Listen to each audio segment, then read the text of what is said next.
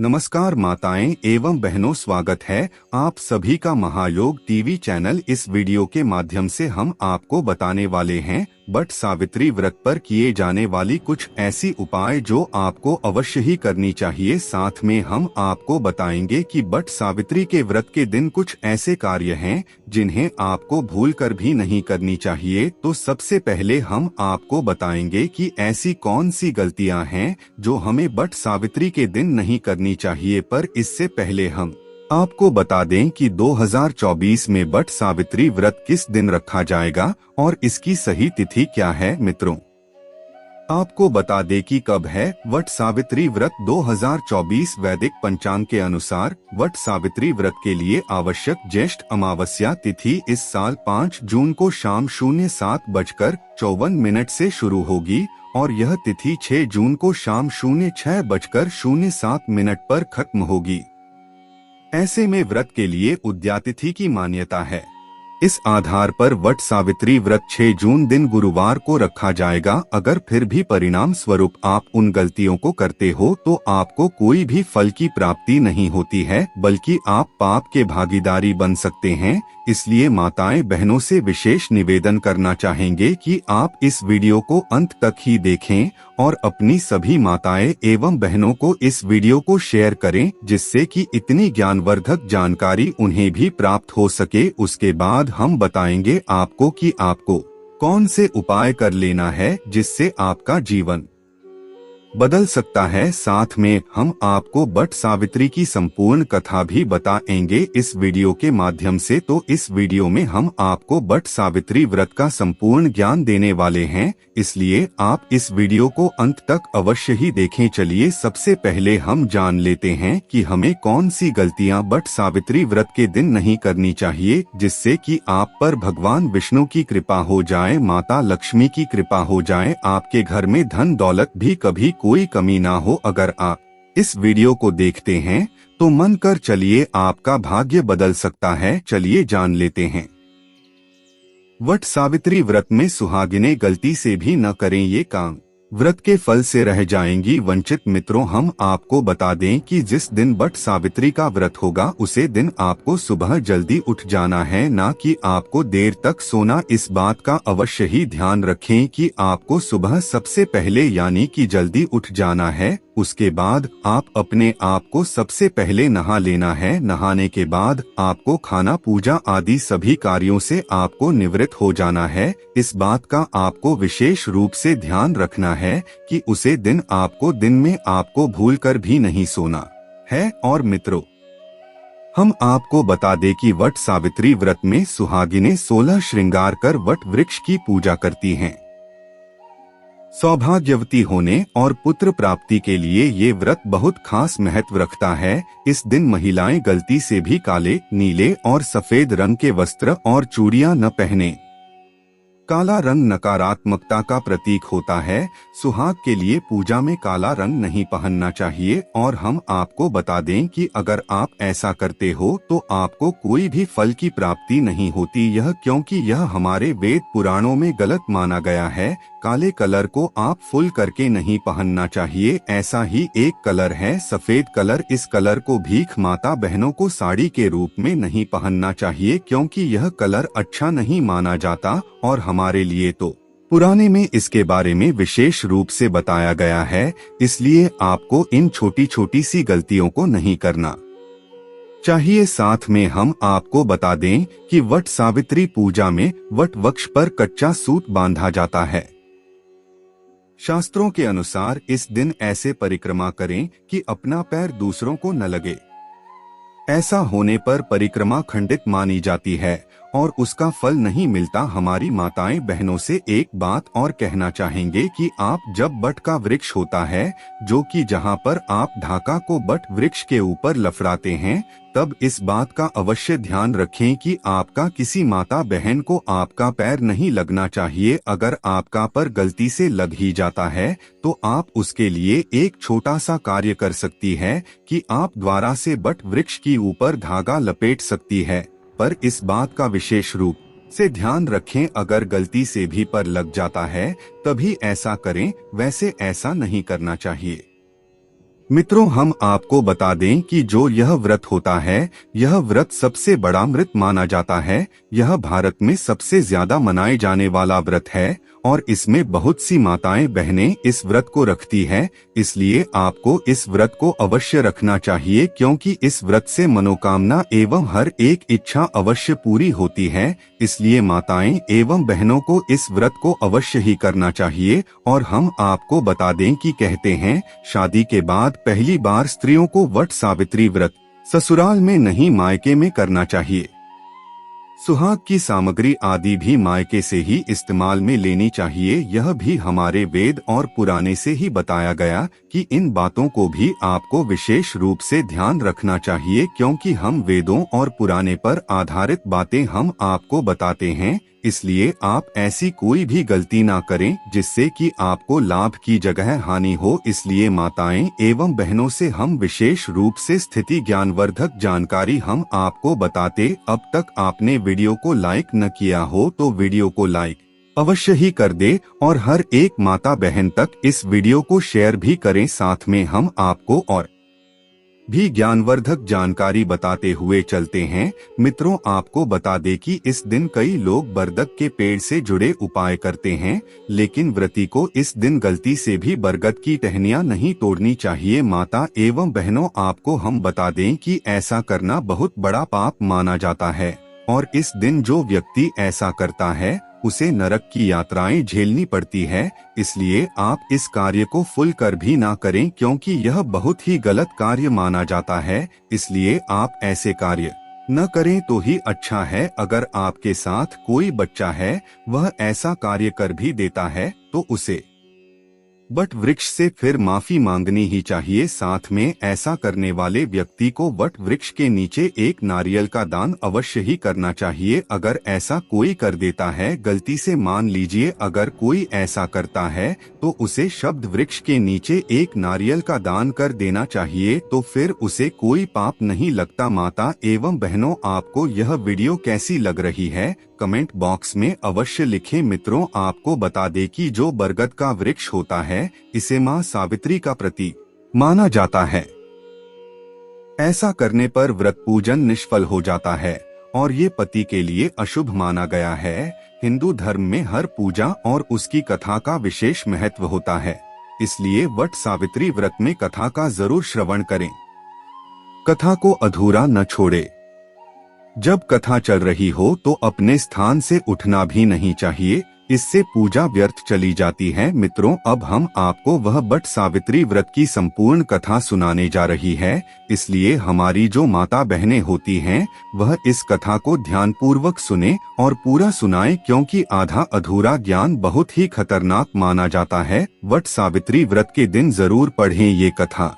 अखंड सौभाग्य की होगी प्राप्ति। इस साल 6 जून 2024 गुरुवार को सुहागिन महिलाएं वट सावित्री व्रत रखेंगी और विधि विधान से बरगद के पेड़ की पूजा करेंगी। इस साल 6 जून 2024 गुरुवार को सुहागिन महिलाएं वट सावित्री व्रत रखेंगी और विधि विधान से बरगद के पेड़ की पूजा करेंगी। इस दिन सुहागिन महिलाएं अपने पति की लंबी आयु के लिए व्रत रखती हैं। ये व्रत सावित्री को समर्पित किया जाता है। मान्यता है कि ज्येष्ठ माह के कृष्ण पक्ष की अमावस्या तिथि को ही सावित्री ने अपने पति सत्यवान के प्राण यमराज से बचाए थे। तभी से इस दिन वट सावित्री व्रत रखा जाता है। इस दिन व्रत करने से अखंड सौभाग्य की प्राप्ति होती है। विधि विधान से पूजा अर्चना के अलावा इस दिन वट सावित्री व्रत कथा भी पढ़नी। चलिए, वट सावित्री व्रत कथा इस प्रकार है। वट सावित्री व्रत कथा पौराणिक कथा के अनुसार मद्र देश में अश्वपति नाम के धर्मात्मा राजा का राज था। उनकी कोई संतान नहीं थी। संतान प्राप्ति के लिए राजा ने यज्ञ करवाया, जिसके शुभ फल से कुछ समय बाद उन्हें एक कन्या की प्राप्ति हुई। इस कन्या का नाम सावित्री रखा गया। जब सावित्री विवाह योग्य हुई तो उन्होंने द्युमत्सेन के पुत्र सत्यवान को अपने पति रूप में वरण किया। सत्यवान के पिता भी राजा थे, परंतु उनका राजपाट छिन गया था, जिसके कारण वे लोग बहुत ही दरिद्रता में जीवन व्यतीत कर रहे थे। सत्यवान के माता पिता की भी आंखों की रोशनी चली गई थी।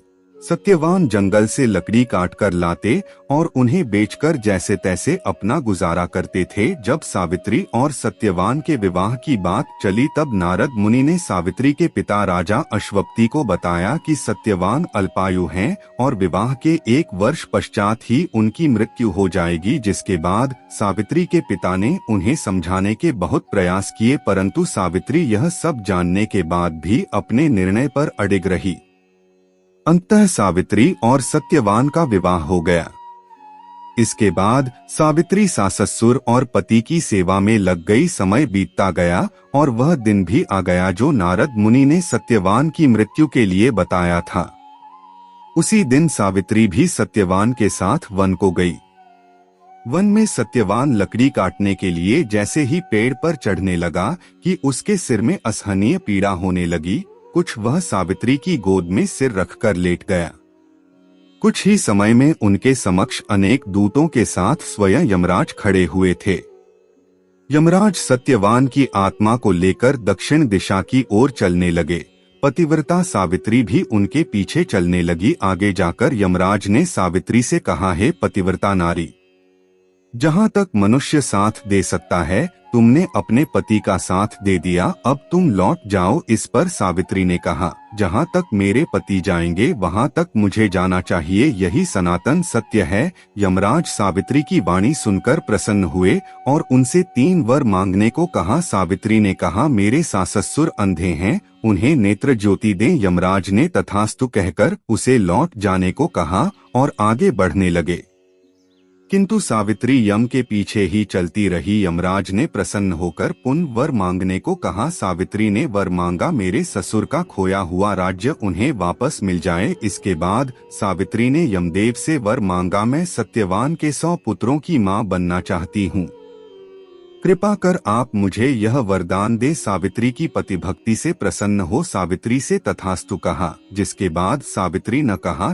कि मेरे पति के प्राण तो आप लेकर जा रहे हैं, तो आपके पुत्र प्राप्ति का वरदान कैसे पूर्ण होगा।